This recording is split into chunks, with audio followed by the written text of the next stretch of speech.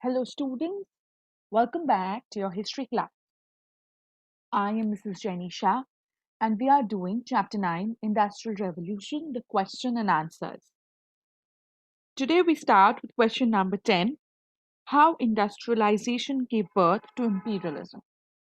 I had asked you all to go through the textbook and underline the necessary points that you feel would come in this answer. Now, let's discuss it.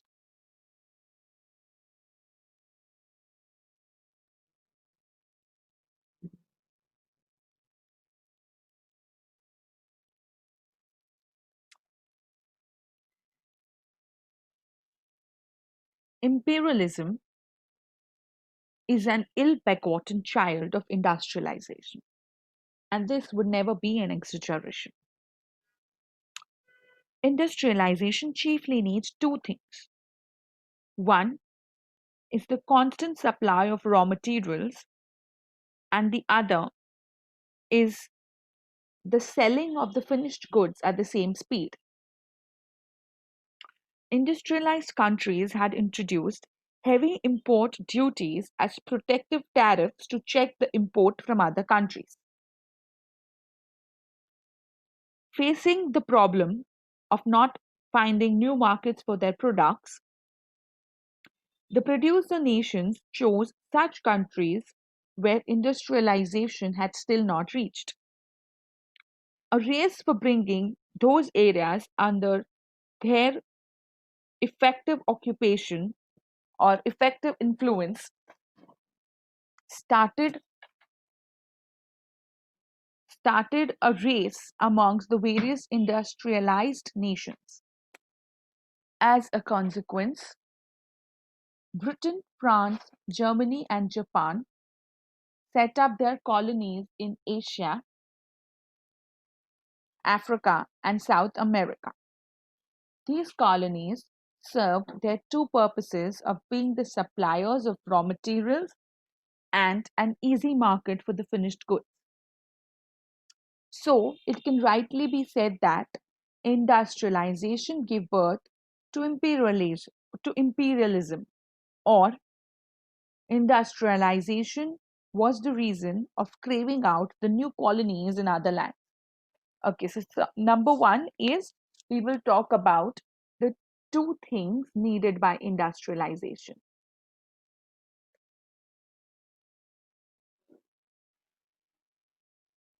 Number one is raw materials, and number two is sale of finished goods. Then we talk about how the industrialized countries, then you will say that the industrialized countries kept heavy import taxes so that not a lot of things was imported. The industrialized country introduced heavy import duties to keep a check of the things coming from other countries. And then, when they were faced with the problems of new markets, what did they do is they chose when they couldn't find new markets,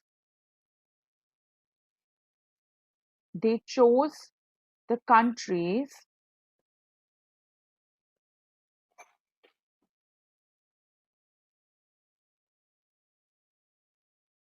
where industrialization hadn't reached yet. So they searched the kind of countries where industrialization had not reached. And so there was a race amongst the industrialized nations about who reaches these countries first. A race started so that they could capture the markets of the countries where industrialization had not reached. So this race was among Britain, France, Germany, and Japan. And what did they do is they started to set up colonies in these places, colonies in Asia, America, South America, etc.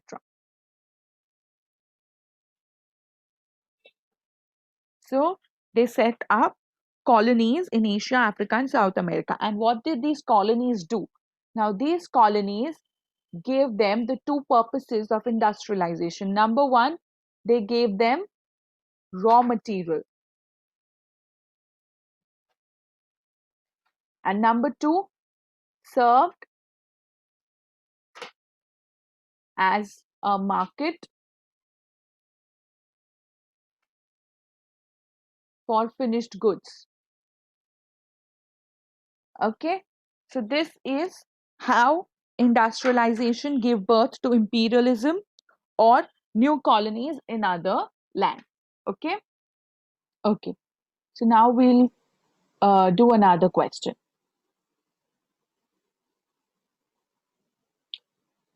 The next question is, give examples to show that industrial revolution with its demands for raw material and markets made nations more dependent on one another. I'm just going to say this answer down. You please mark down the points from your textbook, or you can pen them down in your notebooks. Like we've already discussed in the question before this, the rapid pace of merchandise production needed huge quantities of raw materials. And to buy these raw materials and then to sell the finished goods, we required different markets that made the different nations dependent on one another. Each industrialized nation had to sell their finished goods to other countries, otherwise, those industries would become choked. Similarly, every country could not produce all kinds of raw materials needed for their factories. Some had to import or export one or the other raw material or finished product. Because of this inevitable exchange of things, all nations became interdependent on each other. Example, England needed Indian cotton for the textile industry, and they exported clothes to different markets in the world. Recently, India needs jute for her jute factories. While raw jute is being imported from Bangladesh, jute products are also sold to different countries all over the world. So, very simple answer. You can include a little information from a little content from the previous answer, and then you can say that because for the need of raw material and the market to sell finished goods, different nations were dependent on one another. Each industrialized nation had to sell their goods to other countries, and otherwise their industries could become choked. Also, all countries cannot produce all the raw materials that are needed for their factories, and they have to import or export one or the other in exchange of some sort of finished goods. And then you can give an example. Okay. All right. We talk about the next one. How describe the main purpose for the formation of trade unions in England. This will definitely be the content will be the ill conditions of the working workers. So you will start. We will include the idea of laissez-faire. So the growth of industrial revolution inspired the capitalist or factory owners to put forth the idea that government should let them alone and not interfere in their internal affairs or their factories. This theory of non-interference by the state of laissez-faire, as it was called, was the first propounded by English economist Adam Smith in the famous book Wealth of Nations. According to this theory, the factory owners were left alone to exploit the workers as much as they could. It was their will whether to keep them in job or throw them out, whether to make them work for 12 to 15 hours or even more. This policy of laissez-faire made the lives of the workers very miserable. They had to work more while they were paid less. The government failed to help them as they themselves organized, and so They themselves organized themselves into trade unions and started to fight for regulating their hours of work and asking for more wages and better facilities. The callousness on the part of the factory owners and industrialists sometimes led to bloodshed and violence. Now the governments were forced to put aside the policy of laissez faire and intervene in the labor versus factory owners dispute. The government passed several factory laws from 1802 to 1880 for the welfare of the labor classes and tried to improve their service conditions. In such a way, trade union movement played a vital role in forcing the government to abandon the so-called policy of laissez-faire. So basically, because of the treatment of the working class, they were forced to make a union for themselves.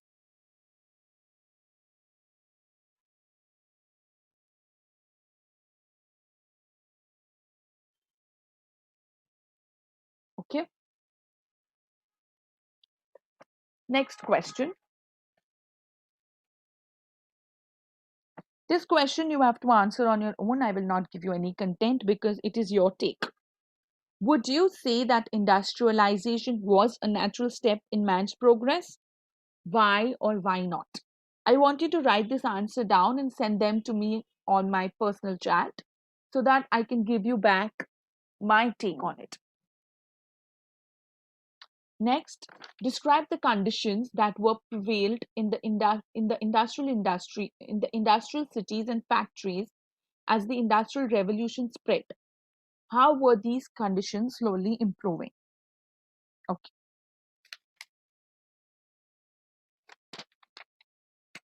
So there are two parts to this question. One is the conditions of the industrial towns and factories, and the second is how were it being improved. Okay.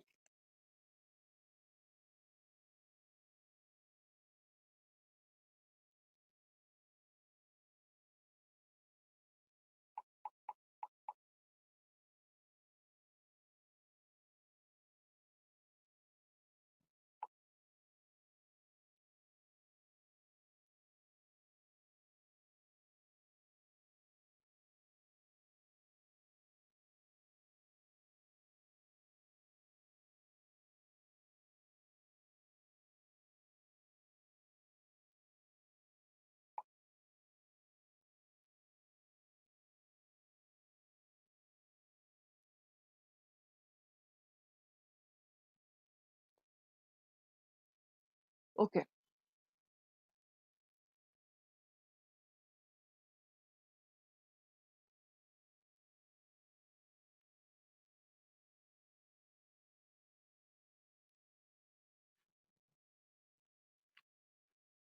So the first part of the question is conditions of the industrial towns and factories as the industrial revolution was spreading.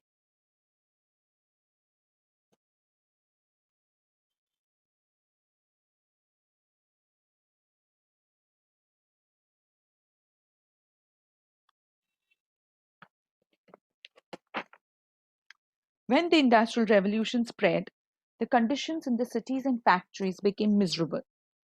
The crowding of people into cities produced several problems of health, sanitization, and safety. The workers and the laborers they lived in slums where they fell victim to communicable and other diseases as there was no proper arrangement for sanitization. Epidemics like cholera took a heavy toll on their lives. So, what happens in the cities is crowding of people created several problems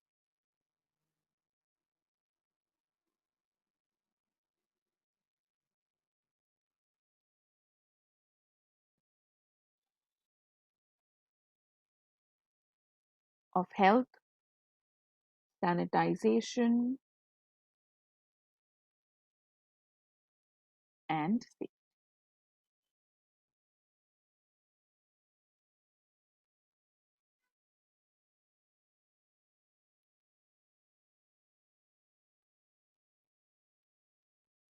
They were living in slums and they became victim to many communicable and other diseases due to no sanitization facilities. Epidemic like cholera took a toll on their lives. Next, we'll talk about the factory conditions. The conditions in factories were even worse. The workers' surroundings were both unsafe and dirty. There being no safety enclosures around the big machines, helpless workers were usually injured or killed in accidents. Smoke, dirt, and poisonous gas that rose in the factories affected the workers' health, who had continuously who had to continuously work for several hours without any rest. They got small wages even though they had to work from 15 to 18 hours.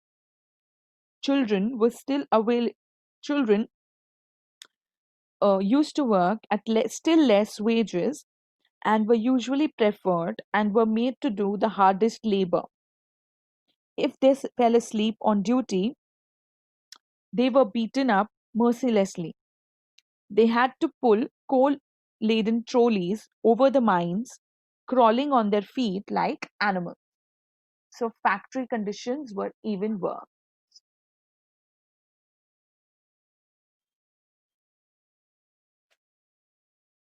Hmm.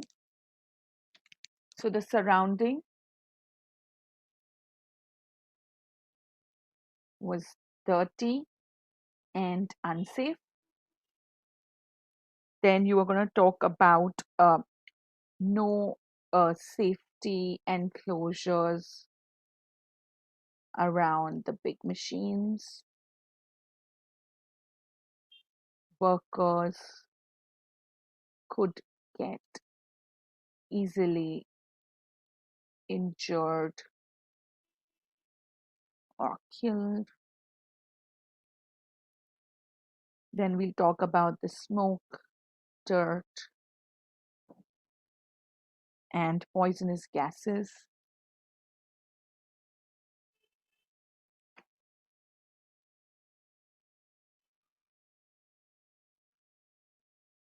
that also affected their health as they worked long, continuous hours.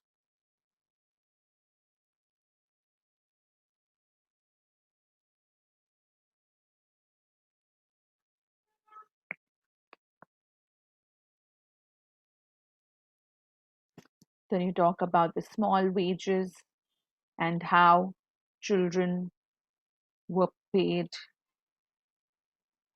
even less. Also, children were given the hardest laborers work, and if they were caught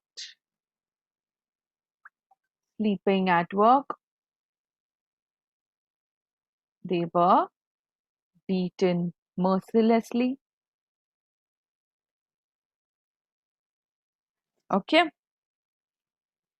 and you talk about the work they had to do. So, this was the conditions, and now we'll talk about the efforts to improve the conditions of factory workers.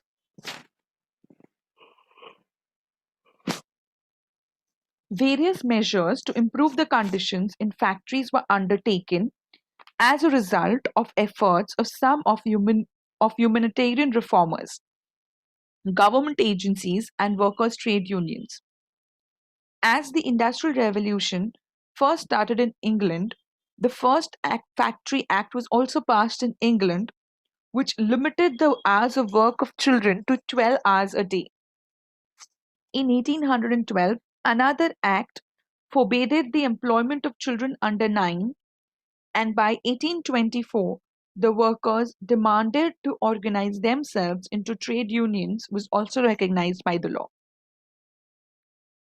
In 1833, further limited the hours of work of children between 9 and 13 years of age to 8 hours, and for those of 18 and above to not more than 10 hours a day. 1875, another act was showing that the schemes were started for providing the workers with facilities of housing and medical aid in case of illness or an accident. Compulsory education for children was also introduced, and another act in the same year stated that the factory owners were bound by law to provide compensation in case of an accident to a laborer. Several laws to improve the working condition in factories have been passed in India also. The working hours have been fixed at 8 hours a day or 48 hours a week. They are to be provided with compensation in case of an accident in the factory.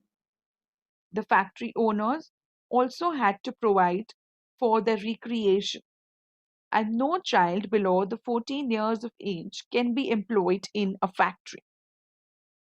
So, in improving conditions, we will talk about all the acts. Please underline these acts in your textbook. Okay, the first one was the Act of Factory Act in 1812, which stopped the children from working for only 12 hours a day.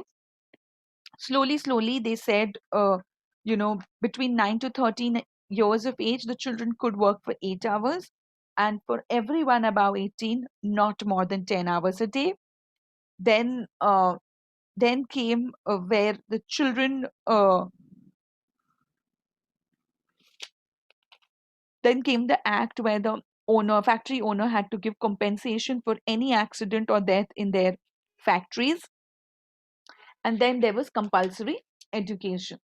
So all these helped in improving the condition of workers.